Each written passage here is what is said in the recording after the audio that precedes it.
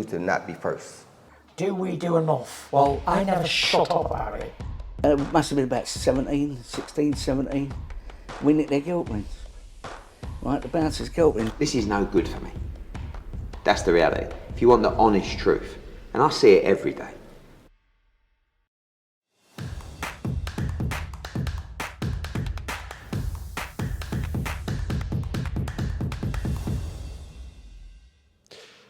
This is Umar for IFL TV. We're both back in London from an eventful week and weekend in Wrocław, one way of putting it. A very controversial unified heavyweight world title fight between Oleksandr Usyk and Daniel Dubois. Have you been able to take your mind off it, Frank, or not really? Not really. I mean, loads of phone calls. You know, it is after a fight, everybody's got an opinion, and people calling up and asking what's going on. But it'll all settle down now, and what we are doing is working on our appeal, which has got to be posted within the next, I think it's 8 days now we've got left. So we'll get that in probably in the next 48 hours. Well, let's start at the fifth round. I think at the time, from the response I saw on social media as soon as the fight happened, really the first 24 hours, a lot of people were in favour of Daniel and said that was a legal shot.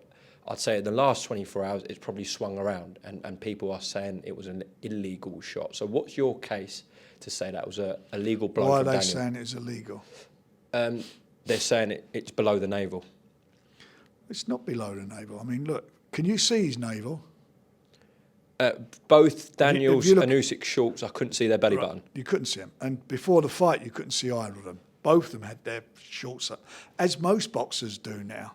I can't think of any fighter. I'm looking at some photos in here of Ali and various photos. You can't see any of their navels, but that is not what the rules are. The rules are it can't go below the navel. And if you look at Usyk, he starts off in that fight with his shorts above his navel. And if you look in a couple of the rounds, you see when he goes back to the corner, his trainer does what a lot of trainers do, which is pull the shorts out to ease the breathing process. Most trainers do that. And then when they stand up, they pull the shorts right up. They pull them up again. His shorts are well above his navel, and that punch is above the navel. It's above his navel. He wears his shorts high. And he's got previous for this. You go online, there's a few fights, and it's only because of the last few days I've sort of looked at it, but I always knew he was, his body area was suspect. But you go online and you see it. You see it in a few of his amateur fights where he's done a similar sort of thing. But the referee got it wrong. That punch was legitimate. The referee didn't even stop to even think about it. He just said low blow and just automatically allowed him to have 3 minutes and 46 seconds of recovery time, which is, it's well over a round. It's a round and 46 seconds. So, and I think Usyk, to his credit, they said he would have got up. If the referee hadn't have done that, he would have got up and he would have been able to get up and box on. So he got all his time and it was wrong. And he got it so wrong, Pablon. He got it wrong. And he was the referee in his second Joshua fight as well. And it was a similar situation where Joshua caught him with a good body shot, and the same thing happened there. He's also, by the way, he's also the official committee, WBA's official committee chairman. So he's going to have to excuse himself from this appeal that we're putting through. He won't be able to sit on it, and they've got to make sure they do the right thing. Right. Okay. I think the key here, Frank, is what was said, one, at the rules meeting, and secondly, in the changing rooms of both fighters before they ring walked about what was an okay shot or not. And also, a lot of referees, just before the fight's about to start, you always see it on television, they tell the fighters what's deemed okay and wasn't. This actually didn't happen. No. In the ring. We got in the dressing room the dressing. We got a film of what happened in the dressing room. He came to the dressing room and he didn't bring it up.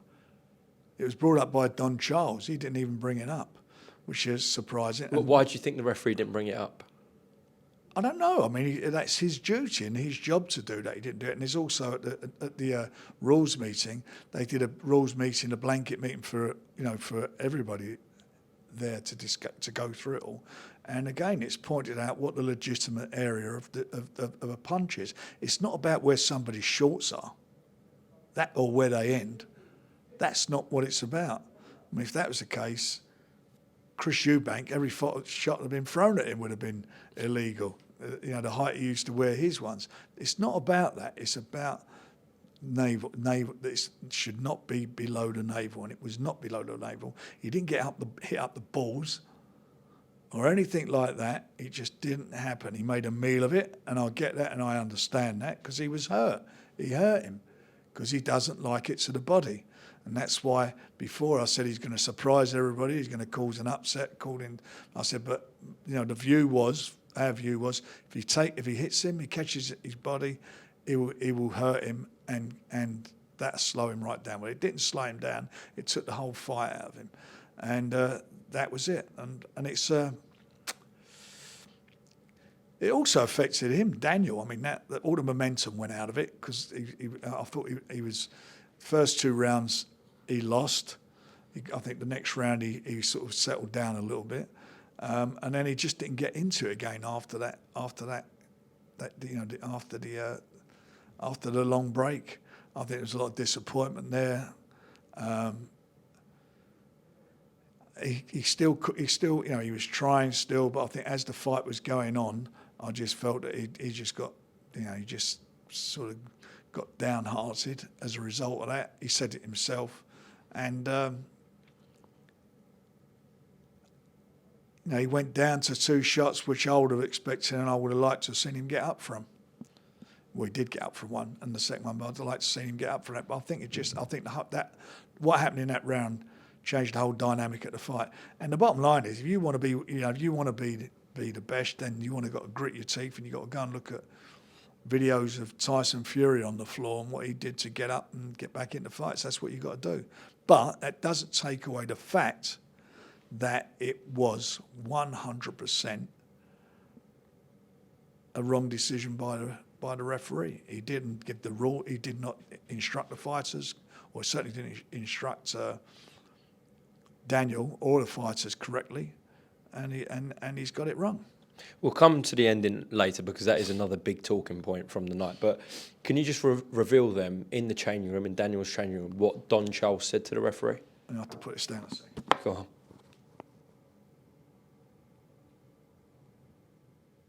How'd you do this? Right here, right? Is that it? Let me give you my short and specific instruction. Okay? You have a question? Yeah, basically with the groin guard for opponent, I know the rules, as in we don't want it above where it should be. Okay. That's basically the only thing I could ask you. Okay. Do you want to ask anything, Dan? No. Okay. That's fine. You didn't bring it up. Thank you. Don brought it up. You didn't even go on to explain it. Listen, first, thank you. Thank you for letting me referee today. Okay, so you got that? Yeah. So the point is, that's not that. That's Don. Mike, Frank. Sorry, that's the. The point is, he didn't explain it properly.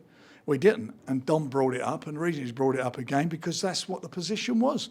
We was concerned about the height of his shorts, and in the fight, and you go and look at the first round, and the shorts are well above his navel, and they're not supposed to be there. That's a fact of life. Don't matter what anyone says, go and play it back and look at it. And look at the 5th round and where the blow lands. And look at the photographs. There's some really good photographs. I'm not talking about the photograph that Dan Rafael put out because one, it wasn't the punch, and 2, he wouldn't know what a waistline is. I'm not sure what quite to say to that. But Frank, so as we've seen, what Don Charles said to the referee, he said okay. So anything on that waistline is illegal. Who said that? Don Charles said to the referee, anything on that waistline will be okay. I think the referee we just saw said okay. You heard it? Yeah.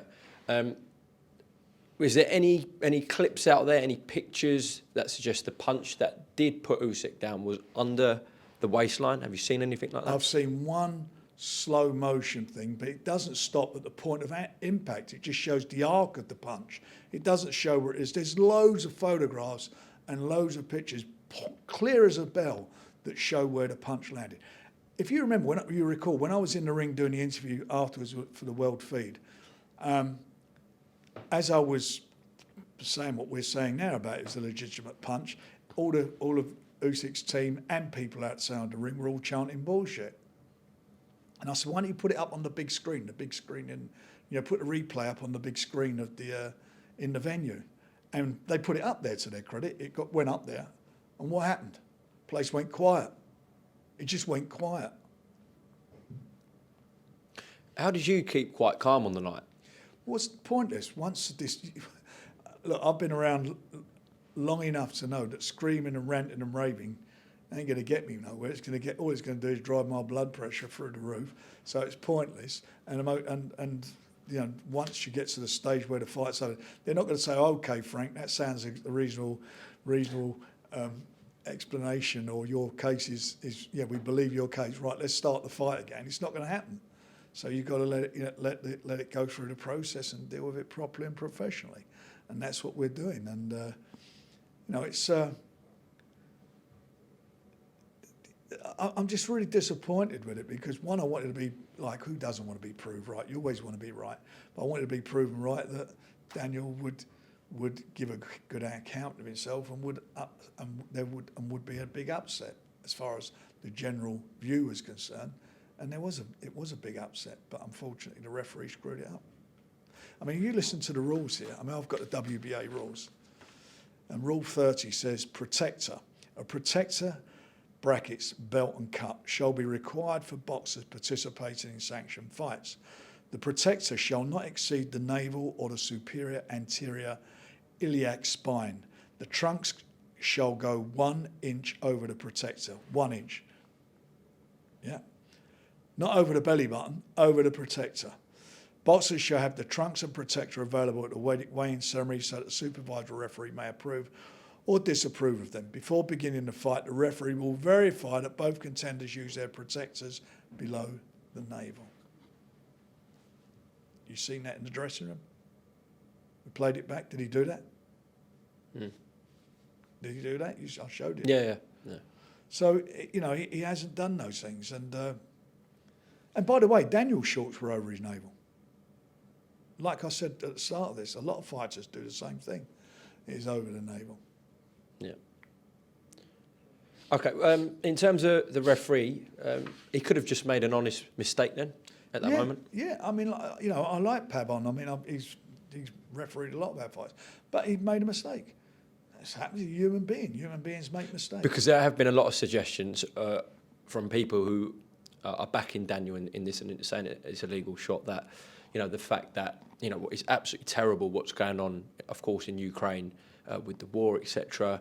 But the fact that there was 40,000 Ukrainians there, Usyk is obviously a massive inspiration for everyone at Ukraine at the moment. That affected his decision. Well, I would hope that's not been the case, but that's who knows? Like sometimes you get things subliminally are in your mind and you react to them. I don't know. I can't say that's in his mind, but he got it wrong. He got it wrong, and that's it. And he was under a lot of pressure because he's in a venue. I mean, how many Brits were there? It 15. was full of, that's it. I mean, it's full of Ukrainians, and they went out to support their guy, and all the things you're saying. Right, he's a hero of Ukraine. And I like him, by the way. I'm not having a go at him. I'm just saying I know what you've done. I know you've made a meal of it. I know you've managed to, right at the fight. He was the most relieved person at the end of that fight was him, and that's a fact. And funny, the fight never nearly went on. What's that? What do you mean? Well, what happened the week before the fight? Daniel had the sniffles. This is not an excuse. I don't mean it as and I think where they lived, it's harvest time, so they had the harvest machines getting from the fields and that. And apparently he was getting a lot of little bit, like a allergy sort of thing. So he went to the doctor, and the doctor prescribed something for him. And as luck had it, he rang me. He had the sense to ring me. He said, "Just been to the doctor because I've been calling him quite a bit." And I said, what have you been at the doctor's for? And he told me. I said, "What's he giving you?" He said, "He's giving me an inhaler." I said, "Have you taken it?" He said, "No." I said, "Well, don't you dare take it." Obviously. I said, "If you don't phone me, he takes it." I said, "Don't you dare take it." And I said to him, "Get yourself down." And I told him where to go to. He went to see my doctor, and he went down to see him and phoned my doctor first and said, I told him what's what. Got in touch with VADA, spoke to VADA, my office, and my doctor spoke to VADA whilst he was there, and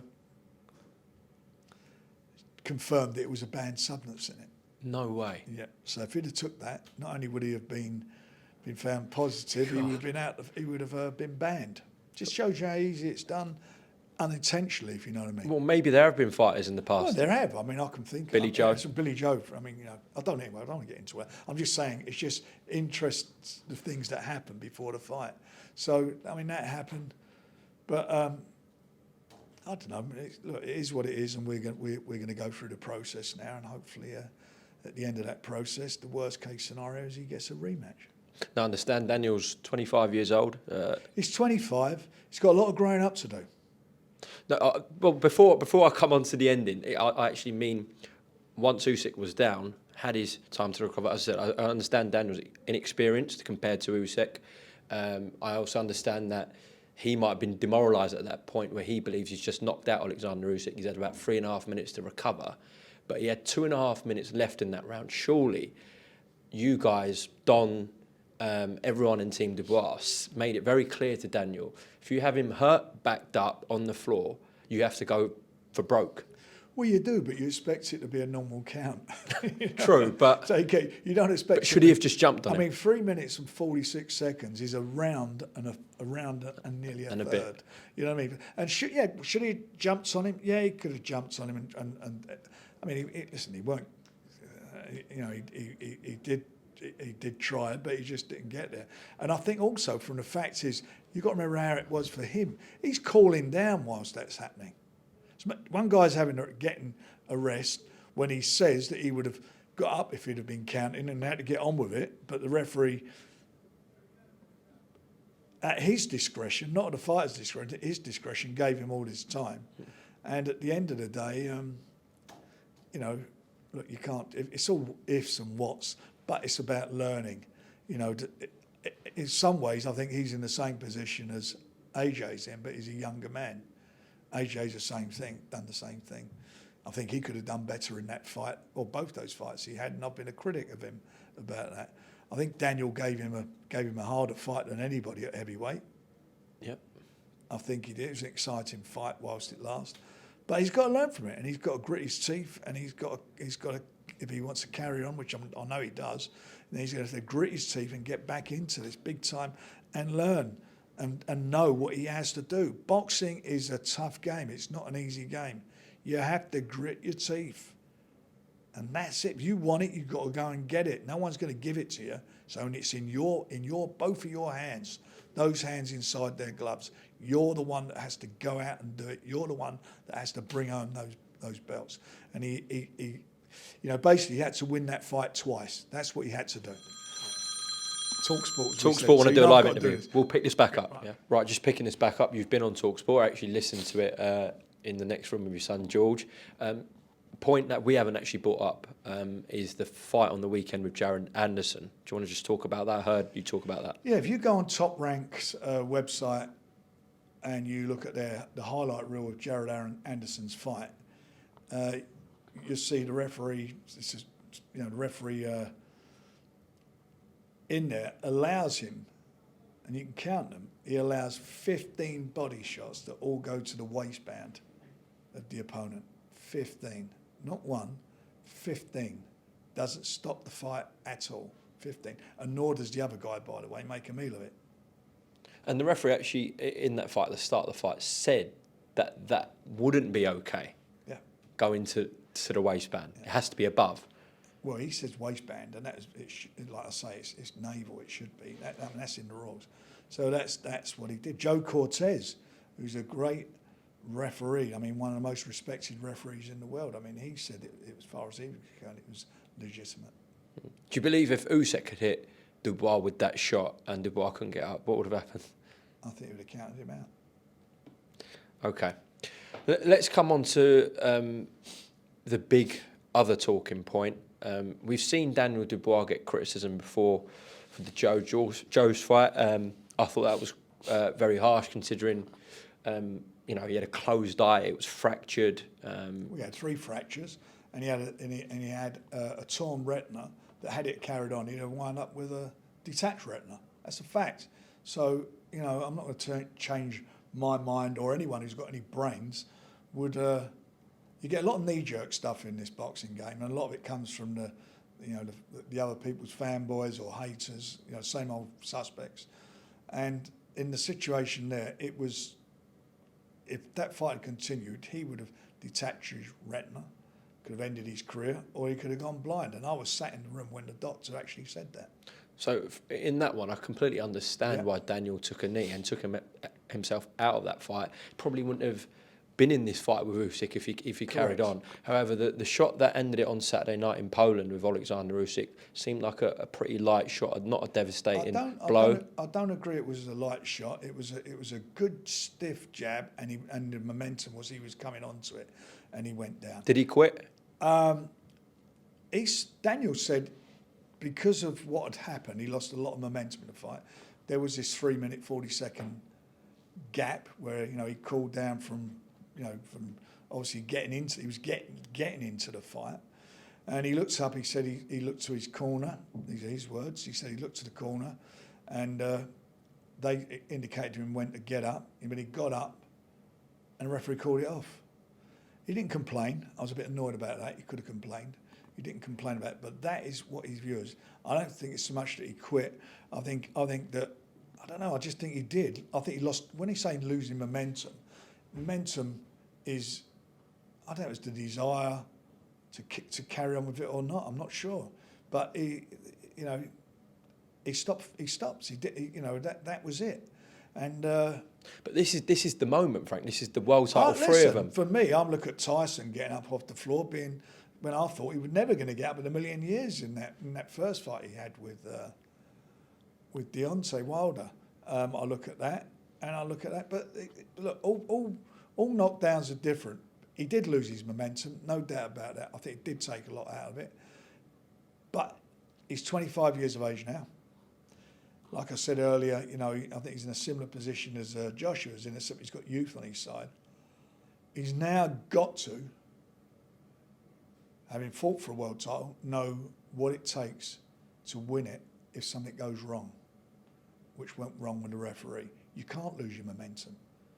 You've got to overcome that. You've got to grit your teeth and overcome that. Especially when you can punch like Daniel Dubois. Well, especially you've got to punch, and you can box when you want to box like it as well. And that's what he's got to learn from the fight. That's a fact of life.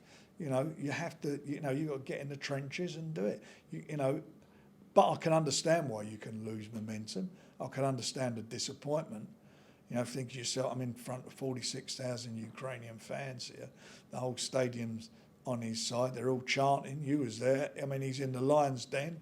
You win a fight, or you got the guy in trouble, and you know that even if he had been out to carry on, you would have stopped him because he was in trouble there, no doubt about it. And I can see why that would make you down. But he fought okay for a couple of rounds afterwards. He was okay. He weren't like he's not taking a shellacking in the fight or anything at all. But that's what I mean. He was, even though Usyk was winning the rounds, he was always. He weren't slaughtering him. No, in the Daniel rounds. was always in it. So for me, it was quite. Look, it's easier said than done from someone outside the ring, especially with Usyk, who gets better as the rounds go on. But as you said, he wasn't getting. It wasn't an annihilation in there. No. He was always in the fight. He'd put Usyk down. And I just look at someone like maybe Tyson Fury or Deontay Wilder, and if they'd got dropped by Usyk at that moment and there was still 2.5 rounds to go, they would have given it their best and still gone on. He wasn't injured. He wasn't getting peppered. It looked like from there he could have still gone on. Yeah, I hear where you're coming from. I hear what you're saying. But he got up. The time he rose from that canvas, the referee called it off. And if what he's saying that he looked to the corner, then obviously the timing was wrong. But do I think he could have got on? Do I think if he got up 2 seconds earlier, would the referee have called it off? I don't think so, and he could have carried on. Yeah. Do you think you need some psychological work on him? I think all sportsmen needs things like that sometimes. You know, as I say, he went into the lion's den, but Tyson went into the lion's den. But Tyson had that experience, like he did the first time when he went in against Klitschko. So he hopefully learns for it. One thing's for sure: if we do get a rematch, which I'm confident we will, he knows what he's got to do now. He knows he's got to grit his teeth, because the only way you win a world title by absolutely leaving nothing behind in the ring. Thoughts on around this situation? Tony Bellew he put this out publicly. You spew it once, you always do. When did he spew it? Well, probably referring to the Joyce fight. Well, he didn't. I mean, what's he supposed to fight with a detached with a torn retina and 3 fractures in his eye? I mean, listen, he gave Usyk a much better fight than Tony Bellew did. That's for sure. Much better fight than Tony Bellew did. Any indications from TNT on And the he's a bike? hater. And he's a hater anyway. Okay. Any indications on the bias from TNT?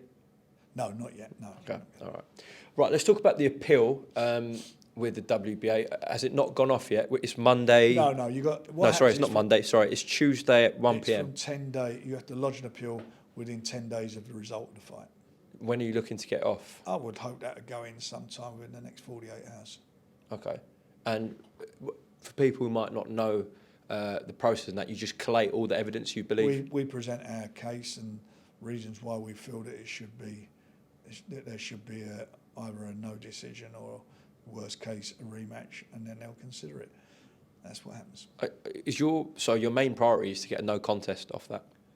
That's my priority. The likelihood of that? We will see. But at worst case, you're saying a rematch should definitely be ordered?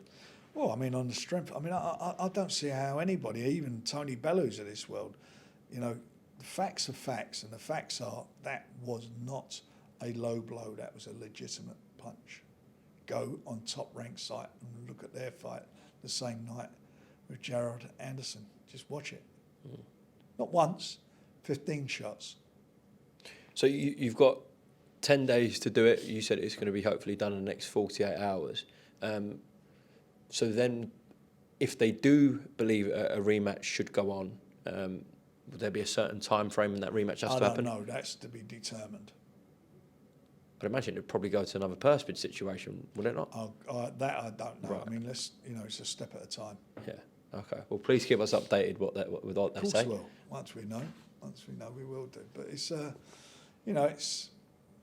it's a shame really, because could you imagine how easy it would have been then to make the unification fight?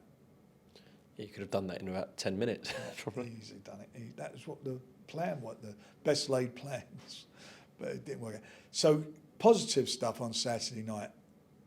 Hamza Shiraz, One of the best prospects in world boxing. without a doubt. What do you think? Yeah, that was his best performance for sure. It was excellent performance. Winning with an undefeated fighter, Ukrainian, and done the business. Ukrainian guy in front of that big crowd and done the business. At middleweight as well, it seems like he's really perfect at that weight at the Oh, moment. it suits him. Well, he's such a big guy. He's 6'3". He's a 6'3" guy fighting at light middleweight. I don't know how he did it, but at middleweight, he's really, really. He looks comfortable. He looks very strong, and he's got great boxing skills. He's got fabulous jab. He's always had those attributes, but he's looking really spiteful now, Hamza. Yeah. Everything is quite hurtful.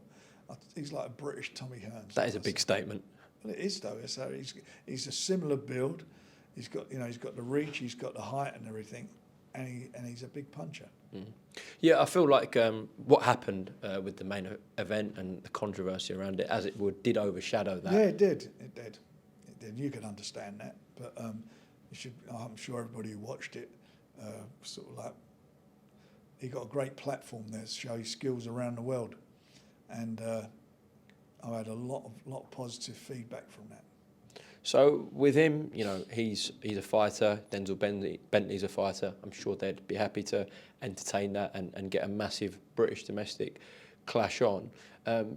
But from what I saw on Saturday, it looks like maybe Hamza, potentially maybe end of the year or early next year, could be ready for a world title shot. Denzel's already had one. Denzel's had one, and he was unlucky. He let them first 4 rounds slip by. If he'd have started earlier, he'd have won that fight. There's no doubt about that. But they both show that they are at world-class level. And in the ideal world, you want one of them to win a world title. That's exactly where I'm going with it. Yeah, make the defence. That'd be a great British all-title world title affair. It'd be brilliant. I know you guys were talking to Top Rank and Aegis, who look after Janabek, about potentially doing a rematch. Did those talks sort of fade? There were, but they look like they're gonna make a fight, and one of our guys will fight the winner. Denzel Hamza. Right, so in essence, you have answered what I was saying before. You're looking to get either Denzel or Hamza a world title shot. Correct. Hopefully they bag it, and then you do the fight with them too. Correct. That would make sense, wouldn't it? Yeah. Lastly, just before we close off, there is another pay-per-view show. Of course, we just had one last weekend with you guys on Sky Sports Box Office between Liam Smith and Chris Eubank Jr. How do you see it going, Frank? Pretty much the same as last time. You know, I just think that Liam will have too much for him and too much firepower for him. You believe he knocks him out early again? I think if he catches him, he'll go. It's going to be about what Liam wants to do. He knows he's got the power to do it. Excuse me, he's already done it. And it's not like it was a debatable decision, is it? The fight wasn't debatable. I mean, he done a job on him. Do you think that's the end of Chris Eubank Jr. if that happens? If he gets beat, I don't see where he goes. I don't see where he goes, unless he wants to come down and fight one of my men at middleweight. I thought he was going to say fight you. Or me. Well, listen, stressful weekend, actually, it turned out to be in Poland. Every day stressful in boxing. That's what it's all about. It is what it is, and you've got to move on, and you try and get something back, retrieve something from the situation. That's all you can do, because you can't change it. It is what it is. You're going to meet Daniel next week? Yeah, he was on the radio, as you know, just now doing that TalkSport thing, so we'll catch up together next week. If the WBA don't order a rematch, obviously that's plan A for you guys. If they don't, Daniel's stock has definitely rose from Saturday night, even though there are questions around maybe the way the fight ended, but a lot of people. There's some great fights to be made. But who we look at, you got Joseph Parker, maybe a fight like him. There's Parker there. You got the fight. There's the rematch with him and Joe. There's the winner of Joe and Zhang. There's loads of different fights for him. I would have said Dillian White, but obviously he's got a situation ongoing at the moment. Dillian White, that's a shame. That would have been something. But the bottom line of it all is,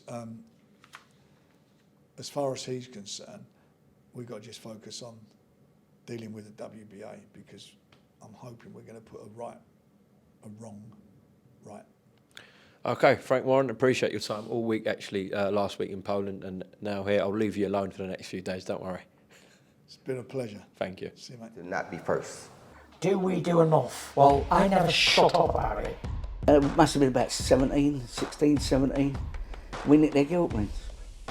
Right, the bouncer's guilt rings. This is no good for me.